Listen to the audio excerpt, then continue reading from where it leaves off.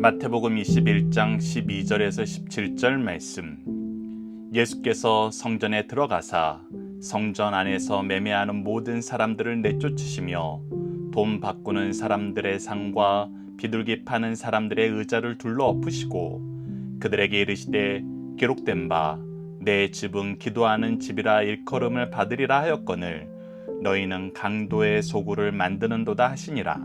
맹인과 저는 자들이 성전에서 예수께 나옴에 고쳐주시니 대제사장들과 서기관들이 예수께서 하시는 이상한 일과 또 성전에서 소리질러 호산나 다윗의 자손이여 하는 어린이들을 보고 노하여 예수께 말하되 그들이 하는 말을 듣느냐. 예수께서 이르시되 그렇다.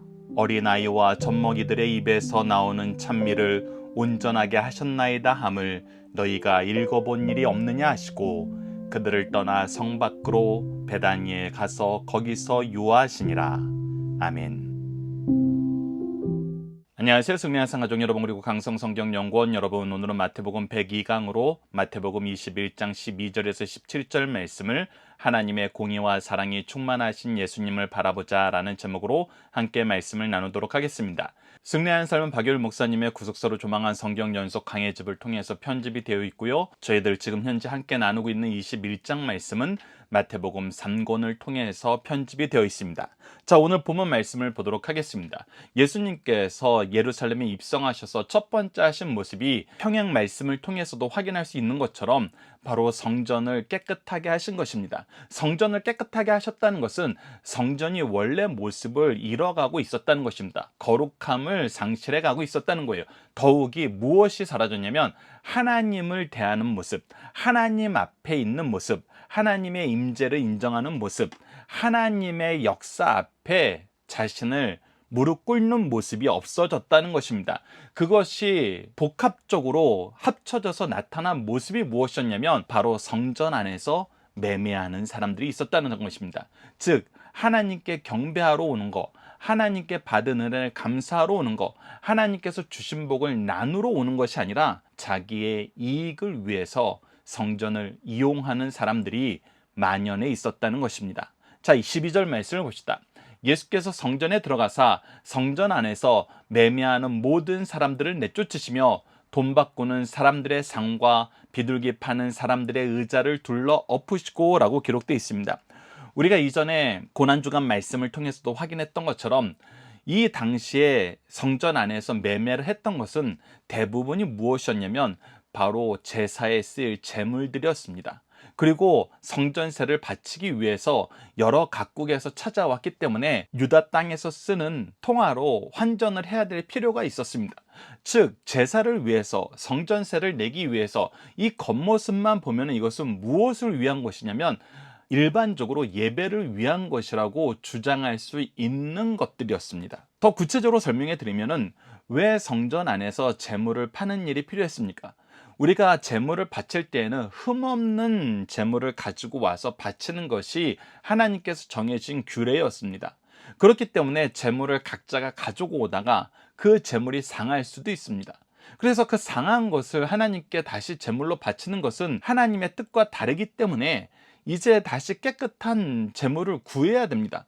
그럴 바에는 우리가 과거의 경제 형태를 통해서 알 수 있는 것처럼 제물이 되는 동물을 들고 오는 것보다 돈을 가지고 와서 깨끗한 동물을 사는 것이 오히려 더 합리적이고 더 안전한 모습이었습니다. 그래서 이것이 그렇게 시작될 수도 있었다는 것입니다. 그런데 이 본말이 전도되어 버리는 것입니다. 어떻게 전도되었냐면 역사학자들의 연구의 결과를 통해서 밝혀지는 것들이 무엇이었냐면 바로 이러한 사람들의 필요를 성전에서 일하는 사람들이 악용하기 시작했다는 것입니다. 특히 성전에서 봉사하는 사람들이 악용하기 시작했다는 것입니다. 그래서 어떤 일이 발생했냐면 이 성전에서 봉사하는 사람들이 자기가 관계를 맺고 있는 사람들, 즉 자기가 직접 운영하는 상점이나 아니면 자기의 인척과 자기와 거래 관계에 있는 사람들의 판매대에서 산 제사의 제물은 무조건 통과시켜주고 그 외에 다른 곳에서 이 동물을 준비해 온 것은 그것이 흠이 없더라도 흠이 있는 것으로 트집을 잡고 통과시켜주지 않았다는 것입니다. 그러면서 무엇을 했냐면 폭리를 취하기 시작했다는 것입니다. 그 폭리의 규모가 어마어마했다는 것입니다. 사람들의 입장에서는 속죄제를 드리지 못하면은 안 되기 때문에 무조건 드려야 되는 것이 하나님께서 정하신 법이었기 때문에 그들은 어쩔 수 없이 이들의 폭리의 희생자가 되었다는 것입니다. 그래서 이것이 하나님께 예배하는 것을 도와주는 것이 아니라 하나님께 예배 드리는 것을 이용해서 자기의 배를 불리는 악한 일꾼들의 전형적인 모습을 보여줬다는 것입니다. 더 나아가서 이 매매가 이루어지는 장소가 어디였느냐라고 했을 때 바로 이방인의 뜰이었다는 것입니다. 즉 이방인들이 유일하게 기도할 수 있는 장소였다는 것입니다. 우리가 예수님의 공생의 사역을 통해서 볼 수 있었던 것처럼 예수님은 성전에 오셔서도 이방인 출신의 회심자들을 많이 만났습니다. 그래서 그들 입장에서는 유일하게 기도하는 장소, 유일하게 하나님의 은혜를 간구하고 하나님의 임재가 약속되어서 하나님께 마음 놓고 기도할 수 있는 장소가 사라져버린 것입니다. 무엇을 위해서? 이 폐역한 자들의 자기 배를 불리는 악한 행동에 의해서. 그래서 예수님께서는 이것을 깨끗하게 하셔야 됩니다. 이것을 바로 세우지 않으면 하나님을 바로 섬기는 것이 아닙니다. 더 나아가서 하나님께서 약속해 주신 장소에서 하나님의 임재를 경험하지 못하게 됩니다. 바른 예배가 드려지지 않는 곳은 반드시 개혁돼야 되는 것입니다. 그래서 어떻게 하십니까? 13절 계속 이어서 봅시다. 그들에게 이르시되 기록된 바 내 집은 기도하는 집이라 일컬음을 받으리라 하였거늘 너희는 강도의 소굴로 만드는도다 하시니라. 하나님 앞에 있어야 되는 곳을 하나님을 이용해서 강도짓을 하고 있다는 것입니다. 이것은 가장 가증스러운 행위로 하나님께서 심판하실 때 심판의 제목으로 항상 나오는 것입니다. 그래서 우리는 교회를 어떤 곳으로 바꿔야 되는가? 하나님의 약속하신 장소의 의미는 무엇인가? 라고 했을 때 우리가 열왕기상 8장 29절 30절에서 솔로몬이 낙헌식을 할 때 하나님께 기도하고 하나님께서 응답하신 내용이 있습니다. 그것을 우리가 함께 보도록 하겠습니다.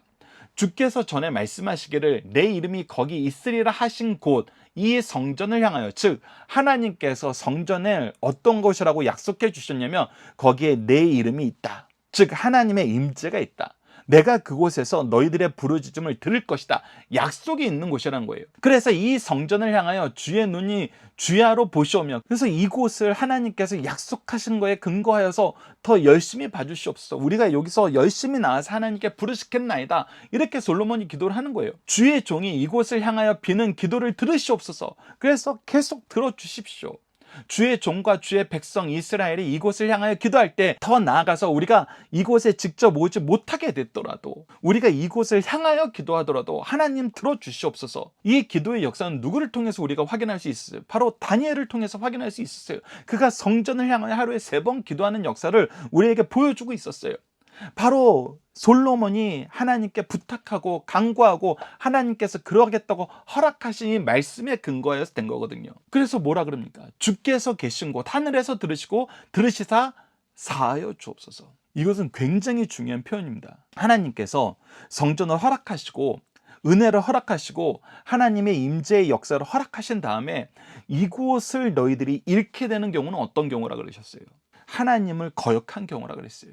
징계받을 때라 그랬어요. 즉 우리가 이 자리에 나오지 못하고 이곳을 향하여 기도한다는 것은 무슨 뜻이냐면 우리가 하나님의 징계를 받고 심판 중에 있다는 거예요.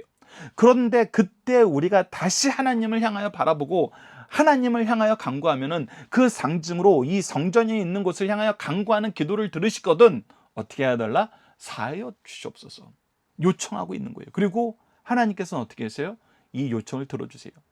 이 또한 우리가 어디서 확인할 수 있습니까? 다니엘이 하루에 3차례 성전을 향하여 기도했던 그 기도의 내용이 다니엘서 6장을 통해서 우리가 확인할 수 있고 7장부터 12장까지의 묵시록을 통해서 하나님께서 어떻게 이스라엘 민족을 사하여 주시고 회복해 주시고 영원한 구원의 역사를 허락해 주시는지 우리에게 보여주고 계시잖아요. 그래서 이곳에서 기도한다는 것은 하나님의 약속에 근거하여 은혜에 근거하여 생명의 역사를 얻을 수 있는 굉장히 중요한 하나님이 주신 질서의 역사예요. 그런데 그곳을 어떻게 하고 있는 거예요? 막고 있는 거예요. 하나님의 역사가 이루어지는 것을 싫어하는 모습을 하고 있는 거예요. 그래서 예수님께서 13절에서 인용하신 말씀이 바로 이사야서 56장 7절 말씀입니다. 내가 곧 그들을 나의 성산으로 인도하여 기도하는 내 집에서 그들을 기쁘게 할 것이며, 즉 이 기도하는 건 하나님과 대화하는 거예요. 우리가 말씀을 통해서 하나님의 뜻을 듣고 기도를 통해서 하나님께 화답을 하는 거예요. 기도를 통해서 하나님과 끊임없이 교제를 하는 거예요. 그래서 이곳에서 무엇이 이루어지냐면 우리를 기쁘게 하시는 은혜의 역사가 이루어진다는 거예요. 그들의 번제와 희생을 나의 제단에서 기꺼이 받게 되리니 이는 내 집은 만민이 기도하는 집이라 일컬음이 될 것입니다. 그래서 이곳에 와서 우리가 하나님의 역사를 충만하게 경험하게 된다는 것입니다. 그러한 곳을 이들이 무엇을 만들었다? 강도의 소굴로 만들었다. 그러니 예수님께서 무엇 하셔야 된다? 이것을 회복시켜야 된다. 그리고 예수 그리스도께서 이 모든 속죄 제사의 성취로 오신 것임을 깨달아야 된다. 그래서 예수 그리스도의 이름으로 기도할 때 이제 이 역사가 전 세계 어디서든 이루어지는 놀라운 축복을 우리가 경험하게 된다. 그래서 예수님을 바라보게 하시는 거예요. 그래서 첫 번째, 두 번째 문제 우리가 보도록 하겠습니다. 예수님은 성전에서 무엇하는 것을 금지하십니까? 매매하는 거, 자기의 이익을 위해서 일하는 거, 하나님의 뜻보다 자기의 욕심을 채우는 모든 거, 그것이 비록 합리적인 이유가 있고 우리가 다 같이 동의한 것이라 그래도 그것이 잘못된 것이면 사라져야 된다는 것입니다. 두 번째, 위와 같은 것들을 금지하신 이유는 무엇입니까? 바로 하나님께서 이 성전을 지으신 원래의 목적을 가로막고 있기 때문이에요. 기도하는 곳이 약탈하는 곳이 됐어요. 기뻐하는 곳이 고생하는 곳이 되고 슬퍼하는 곳이 되어버렸어요. 하나님을 만나는 곳이 악을 대면하고 서로 욕하는 곳이 되어버렸어요. 우리가 이것을 조심해야 된다는 것입니다. 자, 두 번째 단락을 보도록 하겠습니다. 14절에서 17절입니다. 이들은 강도의 짓을 하고 있는데 예수님은 그곳에서 무엇을 하고 계십니까? 자, 14절 보시죠. 맹인과 저는 자들이 성전에서 예수께 나옴에 고쳐주시니, 계속해서 예수님은 치료의 역사, 연약한 자를 채우는 역사를 하고 계십니다. 우리가 함께 묵상할 말씀을 좀 더 보도록 하겠습니다. 우리가 마태복음 전체를 통해서 가장 많이 우리가 살펴보는 말씀 중에 하나입니다. 마태복음 4장 23절을 보시죠. 예수께서 온 갈릴리를 두루 다니사 그들의 회당에서 가르치시며 천국 복음을 전파하시며 백성 중에 모든 병과 모든 약한 것을 고치시니, 이것을 지금 언제까지 하고 계세요? 마지막 고난 주간 이 예루살렘 안에서도 쉬지 않고 하고 계세요. 그래서 예수님께서 하나님의 말씀을 가르치고 천국 복음을 선포하고 약한 것을 고치시는 것은 공생의 기간 중에 한 번도 쉬지 않았던 것을 우리가 다시 한번 확인하게 됩니다. 계속해서 누가복음 19장 47절을 보시죠. 예수께서 날마다 성전에서 가르치시니 대제사장들과 서기관들과 백성 내 지도자들이 그를 죽이려고 꾀하되, 예수님께서는 하나님의 말씀을 가르치는 것, 하나님의 뜻을 전하는 것, 하나님의 뜻이 이루어지도록 하는 것, 하나님이 세우신 질서가 회복되는 것, 이것을 쉬지 않으셨어요. 그것을 예수님의 제자들도 동일하게 합니다. 우리도 동일하게 해야 돼요. 사도행전 5장 42절을 보시죠. 그들이 날마다 성전에 있든지 집에 있든지 예수는 그리스도라고 가르치기와 전도하기를 그치지 아니하니라. 그래서 우리는 예수님이 하셨던 거, 그것을 우리가 따라가고 그것을 하기 위해서 힘을 모아야 돼요. 우리의 편의와 우리가 만들어 놓은 어떤 이론이 합리적이라는 걸 주장을 내세우면서 예수님이 하셨던 거에는 신경 쓰지 않고 그 외의 것에 우리의 에너지를 쏟는 것은, 특히 그것이 교회에서, 특히 그것이 주일날 이루어진다면은 우리는 이것을 과감하게 배척하고 본질에 집중해야 됩니다. 본질은 뭐예요? 말씀을 가르치고 천국 복음을 선포하고 연약한 자를 돕는 거예요. 그것이 구체적으로 무엇을 통해서 일어나요? 예수 그리스도를 가르치고 전도하는 것을 통해서 일어나는 거예요. 영혼을 돌보는 거예요.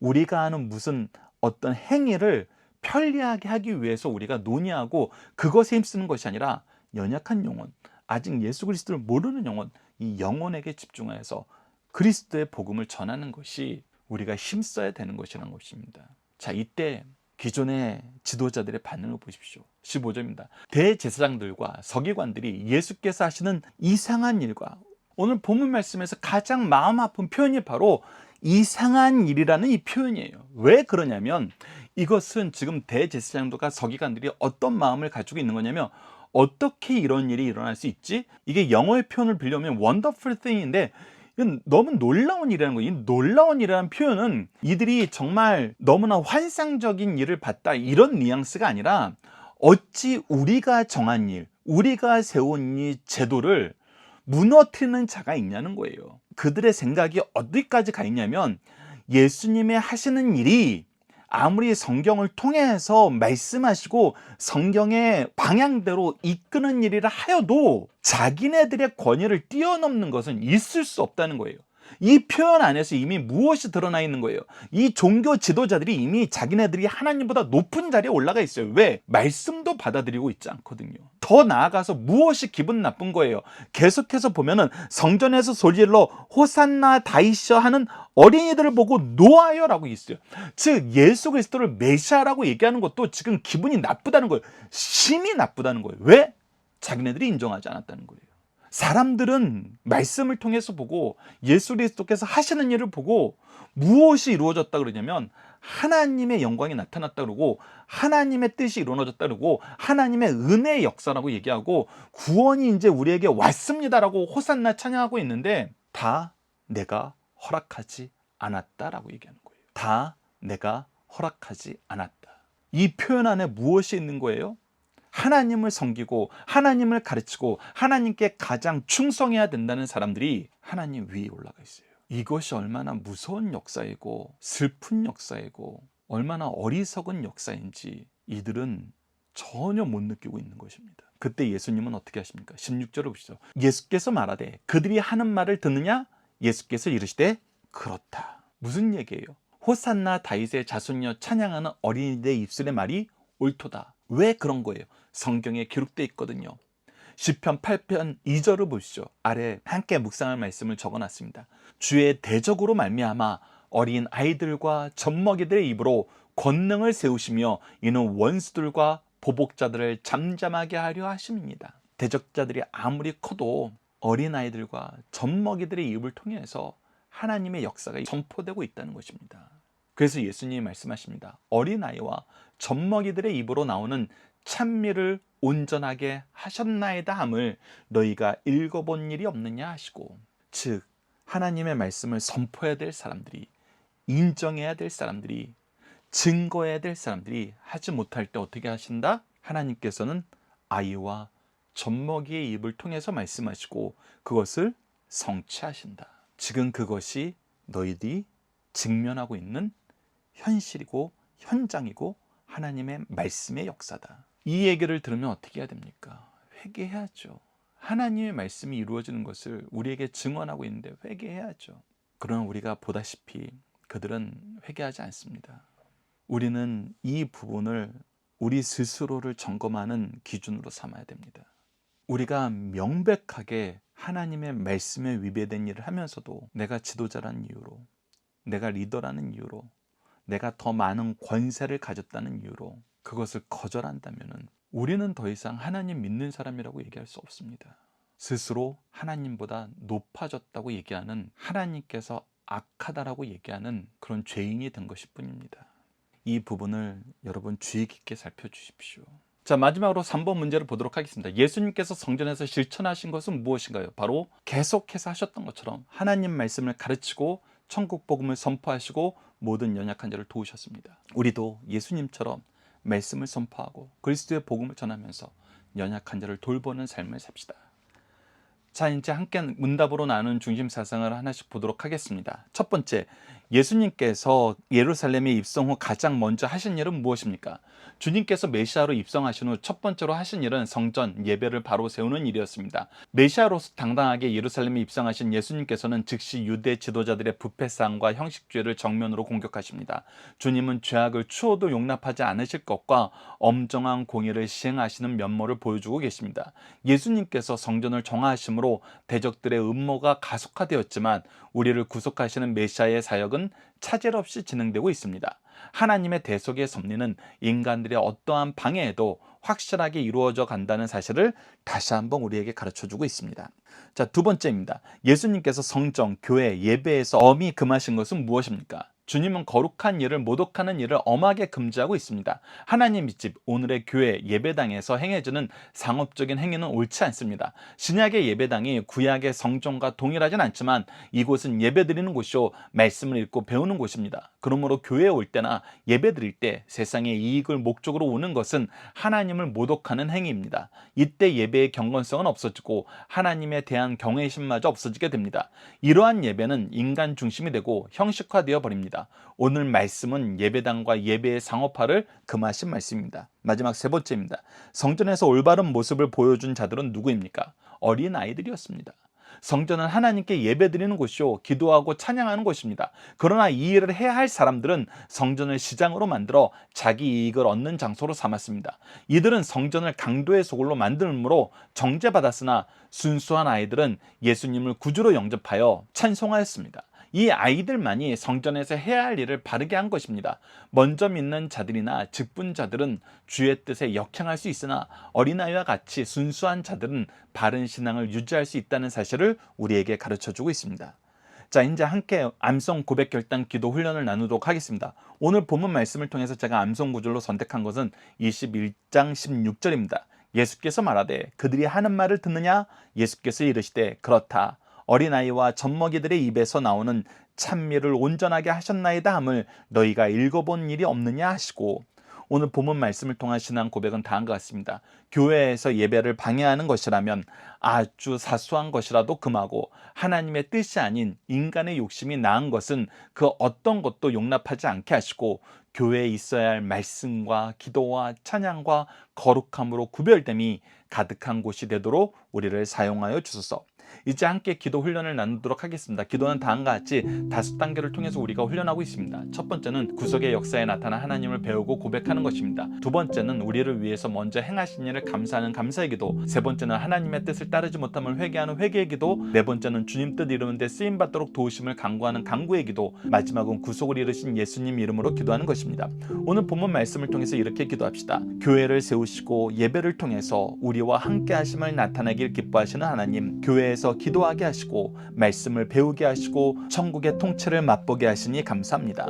하나님을 배우고 하나님을 나누고 하나님을 향해 해야 할 것이 너무나 많은데 교회에서조차 인간의 탐욕과 이생의 기쁨을 추구하던 것을 용서하여 주소서. 하나님 나라와 그의 통치와 영광이 가득한 교회가 될 수 있도록 말씀의 일꾼을 채우시고 기도의 일꾼을 채우시고 찬양의 일꾼을 채우시고 봉사의 일꾼을 채우도록 도와주소서. 예수님 이름으로 기도드립니다. 아멘. 감사합니다.